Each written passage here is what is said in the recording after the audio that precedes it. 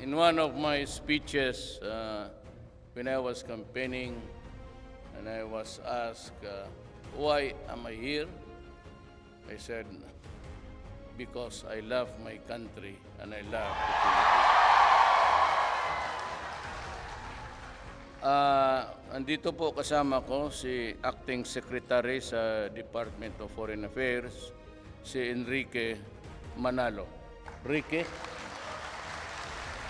para malaman ninyo, ito po'y may hawak ng pera at tawa ko nga sa kanya, wag na kasi but you know, this guy is a billionaire. Bilyonaryo to. Kababata ko to, and he was even the valedictorian sa kindergarten. Hanggang nagtapos siya sa Amerika, naluma niya yung mga gagong Amerikano, valedictorian rin siya. We are in Davao, he owns the Marco Polo. Small time lang. Ako nagpapagawa ng motel, hindi pa tapos. 3 kwarto lang. Then you have, well, of course, maraming taga Cotabato, North Cotabato dito. Mayor ninyo Samlang, naging gobernador. Boliti, ara si Emmanuel Peñola.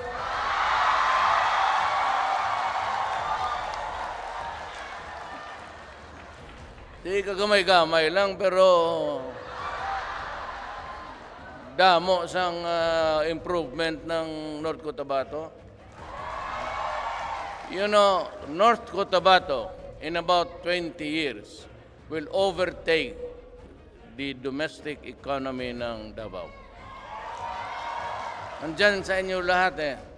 Alam mo, ang kayamanan ng Pilipinas po ay lupa. Agricultural based talaga tayo. You know, Mindanao is not a victim of typhoons unlike the other areas of the Philippines. And you can be very sure, ang hardworking kasi dyan, ang pumasok na talagang basta may lupa, mga Ilocano. Sila Ilocano.